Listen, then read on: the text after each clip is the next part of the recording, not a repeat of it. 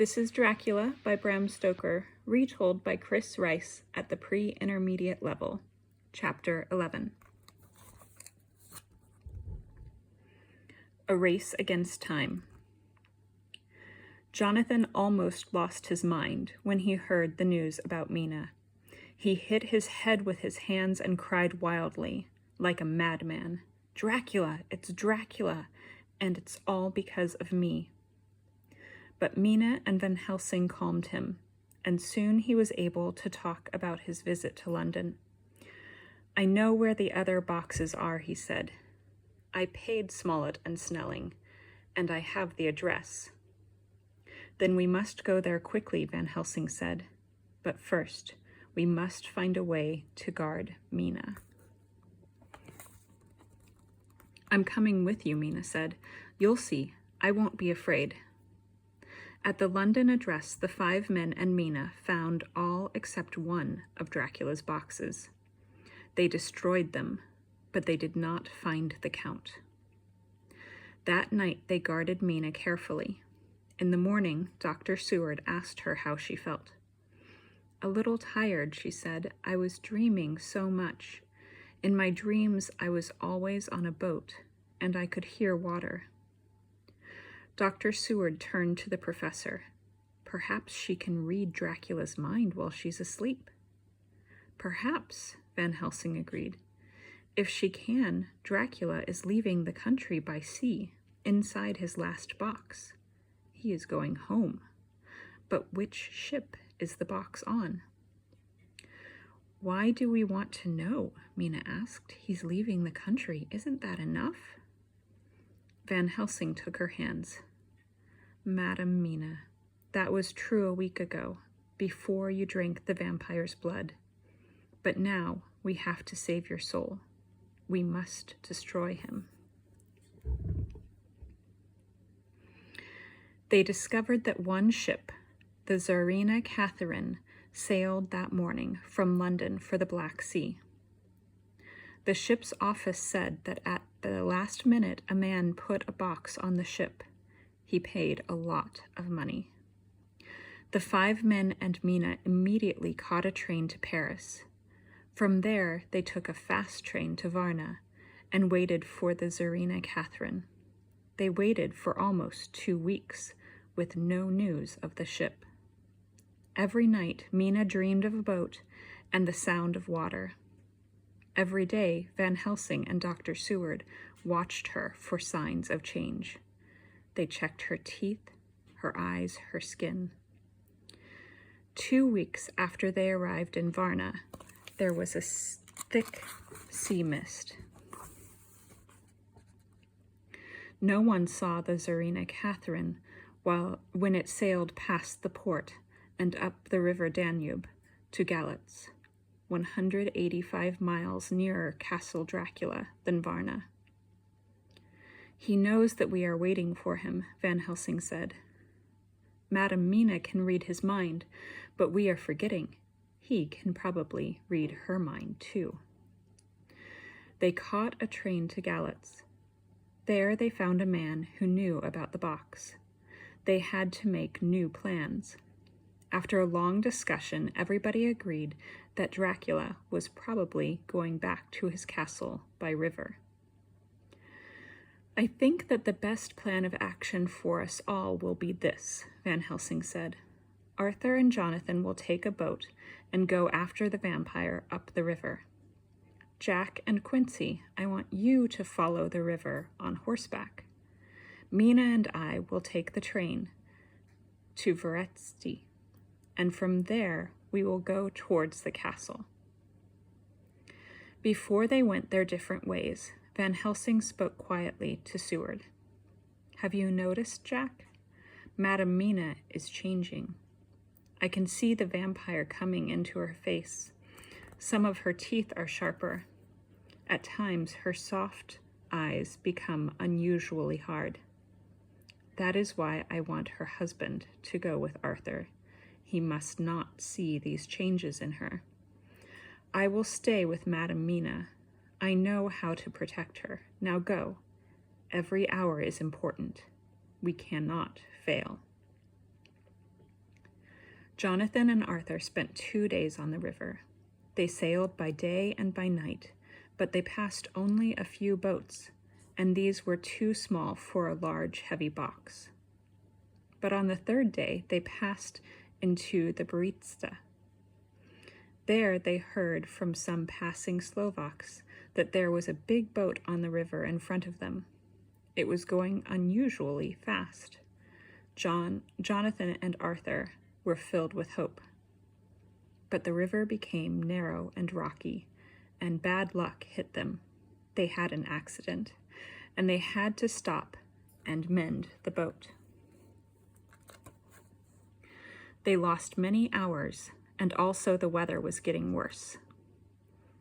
They were now only about 35 minutes from Bistritz, so they decided to leave the boat at the next small town. They rode from there on horseback by small country roads towards their meeting place with Mina and the professor. The professor and Mina arrived in Varitsi at midday on the last day of October. The professor found a carriage that could take them 62 miles from Varitsi through the mountains along the Bistritz road. He also bought food and warmer clothes. "Perhaps we will not see a town again for a week," he explained. The roads were bad, but Van Helsing never got tired. He drove with only the shortest stops for sleep. Every time he reached a village, he changed horses.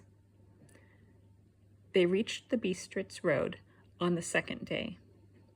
Mina slept, but she stopped dreaming of water. So Dracula was now traveling by land towards his castle. Then, as they climbed higher into the mountains, Mina seemed to take a greater interest in the road.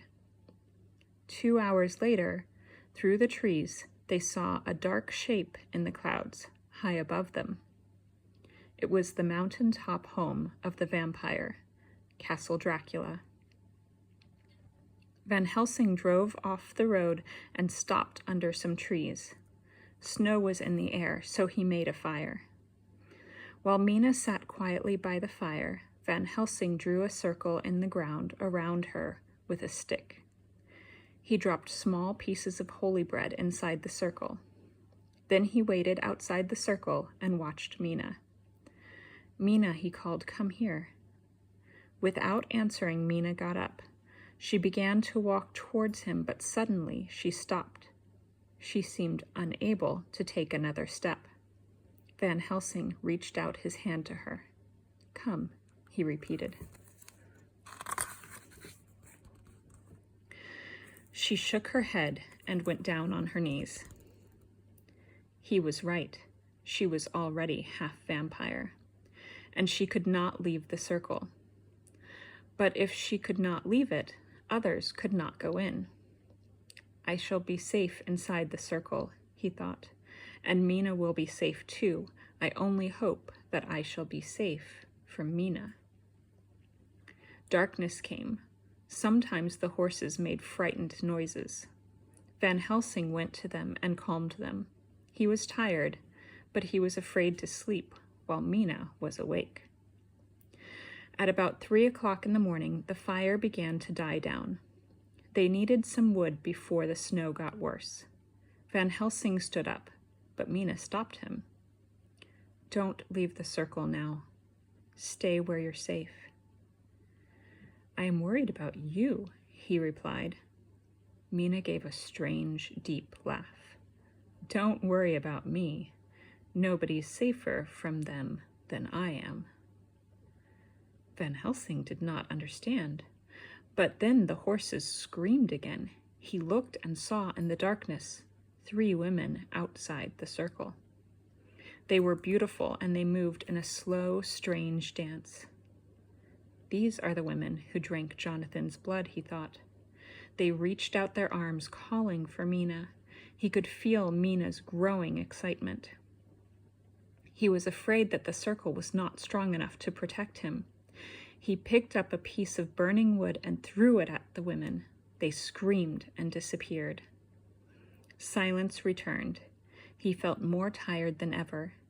He wanted to sleep, but Mina was looking at him in a strange way. He was sure now it was not safe to sleep in her company. She was now almost a vampire. Day came slowly. It stopped snowing, but the skies were still heavy and gray. Jonathan, Dr. Seward, Arthur, and Quincy rode as fast as they could. They were not far behind their enemy. On the mountain road above them, they saw a cart and a number of men on horseback. They rode without stopping all day, but the cart with Dracula in his box was moving too fast. It was a race against time. Suddenly, they heard a gunshot. Jonathan pulled out his Indian knife. Quincy put his hand on his gun. They were filled with a nervous excitement. The end was near. The men were standing around the cart with knives in their hands. Van Helsing stood in the middle of the road in front of them, holding a gun. They seemed unsure of their next step. He was one, and they were many. He had a gun, but they could all attack at the same time. Suddenly, 4 horsemen rode straight at them. Jonathan was riding the fastest. He waved his knife and screamed like a madman. The men were too surprised to act. Jonathan and Quincy jumped off their horses and ran to the cart. There was a short fight. Quincy fell to the ground, holding his side. Minutes later, most of the men were running away down the mountainside. It was almost dark. They had to reach Dracula before the light disappeared. While Arthur, Van Helsing, and Dr. Seward fought the last of Dracula's helpers, Dracula jumped on to the cart. Quincy, in great pain, climbed up with him. The body inside was beginning to move. Dracula's eyes were opening. His mouth was forming an evil smile. They didn't have a sharp piece of wood, so Jonathan pushed his knife down hard into Dracula's neck. Quincy pushed a knife straight into Dracula's heart. Dracula opened his mouth and produced a long, terrible scream. Again and again, the men cut into his neck and heart with their knives, until Dracula's head came away from his body. For a second, Dracula's face continued to scream. Then suddenly, there was silence. They watched, unable to look away. A quiet look of restful sleep came over the vampire's face, and his body disappeared. Seconds later, they were looking into an empty box.